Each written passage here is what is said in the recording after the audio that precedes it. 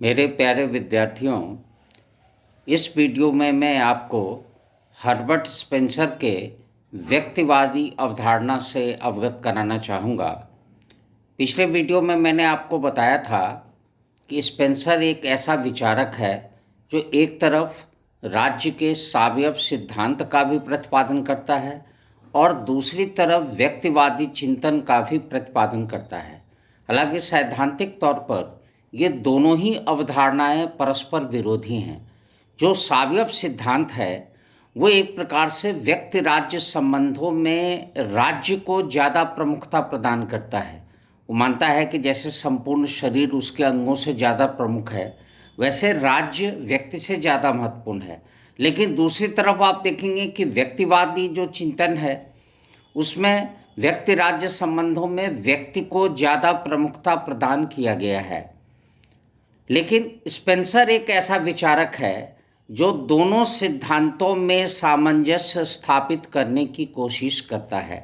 आपने देखा पिछले लेक्चर में कि एक तरफ बेंथम ये कहता है कि राज्य एक जीवधारी है और जो प्रणालियाँ शरीर में काम करती हैं वो राज्य में भी काम करती हैं। लेकिन दूसरी तरफ वो ये भी कहता है कि व्यक्ति राज्य पर उस सीमा तक निर्भर नहीं है जिस सीमा तक जो अंग हैं शरीर के वो संपूर्ण अंगों पर निर्भर है। वो ये भी कहता है कि शरीर में चेतना शक्ति एक जगह मस्तिष्क में केंद्रित होती है, लेकिन राज्य में भले ही सरकार होती है जो नियंत्रित करती है सभी को, लेकिन प्रत्येक व्यक्ति की अपनी स्वतंत्र चेतना शक्ति होती है। उसको खुद निर्णय लेने की क्षमता होती है, अच्छे बुरे का ज्ञान होता है। तो ये जो बातें उसने कही ये उसके चिंतन में व्यक्तिवाद की पुष्टि करती है। आप देखें कि स्पेंसर यह मान करके चलता था, चूँकि वो बायोलॉजी के सिद्धांत से प्रभावित था, और वो ये मान के चलता था कि प्रकृति में कुछ नियम ऐसे हैं जो अपने आप कार्य करते हैं। और बायोलॉजी की एक थ्योरी है स्ट्रगल फॉर लाइफ, जीवन के लिए संघर्ष।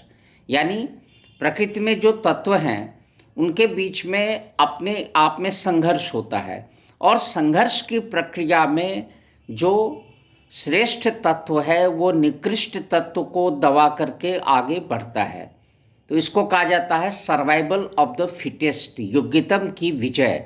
यानी संघर्ष की प्रक्रिया में अंततोगत्वा जो श्रेष्ठ तत्व होते हैं वही सर्वाइव करते हैं, वही बचते हैं। तो इस बायोलॉजी के नियम को, जीव विज्ञान के नियम को स्पेंसर राज्य के ऊपर भी लागू करना चाहता है, और ये कहता है कि राज्य एक, जो अन्य व्यक्तिवादी जैसा मानते थे कि राज्य एक आवश्यक बुराई है, स्पेंसर का ये मानना था कि राज्य असंबद्ध व्यक्तियों का एक समूह है।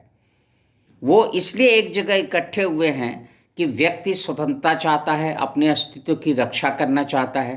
तो अस्तित्व की रक्षा के लिए वो राज्य में सम्मिलित तो होता है, लेकिन वो यही अपेक्षा करता है कि राज्य उसको अधिक से अधिक स्वतंत्रता प्रदान करेगा। स्पेंसर ये मानता था कि स्वतंत्रता का अधिकार एक प्राकृतिक, सर्वोच्च प्राकृतिक अधिकार है, यानी अन्य अधिकार इस पर निर्भर करते हैं।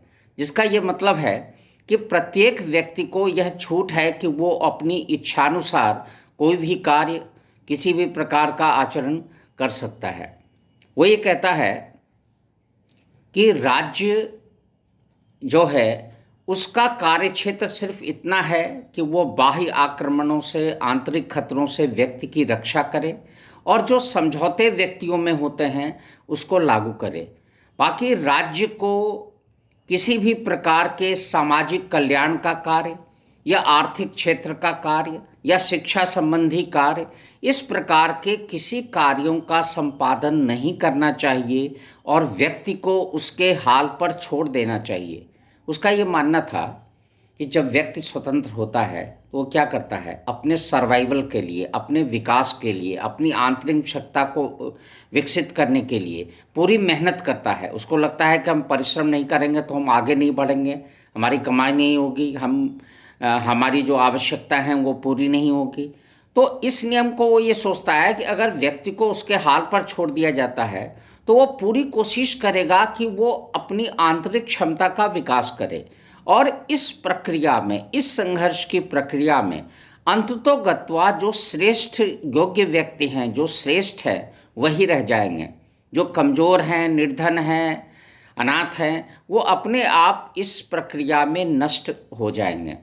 तो स्पेंसर ये मानता था कि राज्य को इस कारण से जो बीमार व्यक्ति हैं, अनाथ व्यक्ति हैं, असहाय व्यक्ति हैं, ऐसे निर्धन व्यक्ति हैं, ऐसे व्यक्तियों के कल्याण के लिए या उनको बचाने के लिए कोई प्रयत्न नहीं करना चाहिए, क्योंकि यह प्रकृति के नियमों के विरुद्ध होगा।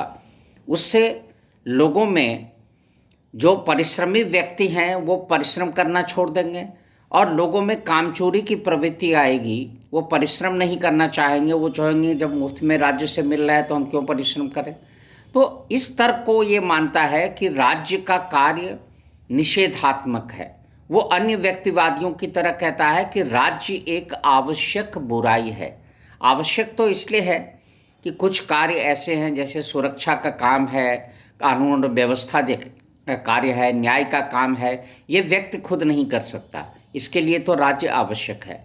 लेकिन अन्य क्षेत्रों में जब भी राज्य ने अपने ऊपर कोई जिम्मेदारी ली है तो वो असफल साबित हुआ है, और इसीलिए वो ये मानता है कि आर्थिक क्षेत्र में, सामाजिक क्षेत्र में, शैक्षिक क्षेत्र में राज्य एक अयोग्य संस्था है। उसमें अक्सर भ्रष्टाचार, लाल फीताशाही जैसी प्रवृत्तियां बढ़ती है, और इसीलिए उसको कम से कम हस्तक्षेप करना चाहिए।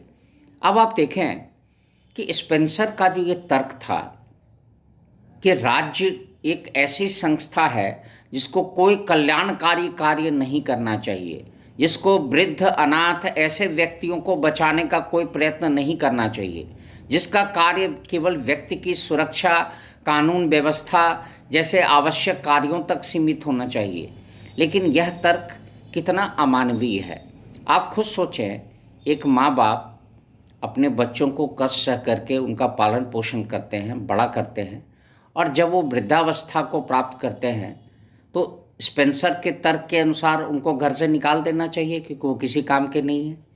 तो ये जो सर्वाइवल ऑफ द फिटेस्ट की थ्योरी को जिस प्रकार से उसने मानव समाज पर अप्लाई किया है, वो किसी भी सभ्य समाज के लिए तर्कसंगत प्रतीत नहीं होता। यानी यह एक अमानवीय तर्क है। अगर ऐसा हो जाए तो मनुष्य में और पशु में क्या फ़र्क रह जाएगा। अगर राज्य कमज़ोर व्यक्तियों की सहायता नहीं करेगा तो फिर व्यक्ति राज्य के प्रति सम्मान की भावना क्यों रखेगा। तो इस कारण से कई विद्वानों का ये मानना है कि स्पेंसर का चिंतन विसंगतियों से भरा हुआ है। एक तरफ तो वो राज्य को जीवधारी मानता है, जीवित शरीर मानता है, सावयव सिद्धांत का समर्थन करता है, और दूसरी तरफ वो व्यक्तिवादी है। वो ये कहता है कि व्यक्ति को अधिक से अधिक स्वतंत्रता देनी चाहिए। आर्थिक क्षेत्र में, सामाजिक क्षेत्र में, नैतिक क्षेत्र में राज्य को कोई हस्तक्षेप नहीं करना चाहिए। तो इस प्रकार से वो अपने चिंतन में ठीक ढंग से सामंजस्य स्थापित नहीं कर पाया है, क्योंकि जैसा कि मैंने शुरू में ही आपको बताया कि सावयव सिद्धांत और व्यक्तिवादी सिद्धांत दोनों परस्पर विरोधी हैं। सावयव सिद्धांत व्यक्ति राज्य संबंधों में राज्य को अहमियत देता है, और व्यक्तिवादी सिद्धांत व्यक्ति राज्य संबंधों में व्यक्ति को महत्व देता है। लेकिन स्पेंसर ने अपने चिंतन में दोनों सिद्धांतों को लिया है, दोनों में सामंजस्य स्थापित करने की कोशिश की है, जिसमें वो पूरी तरह से विफल रहा है। और इसीलिए रॉल्फ वॉल्ड और इमर्सन जैसे विद्वान कहते हैं कि उसका जो चिंतन है वो फुलिश कंसिस्टेंसी, मूर्खतापूर्ण संगतता से भरा हुआ है। तो इस वीडियो में बस इतना ही।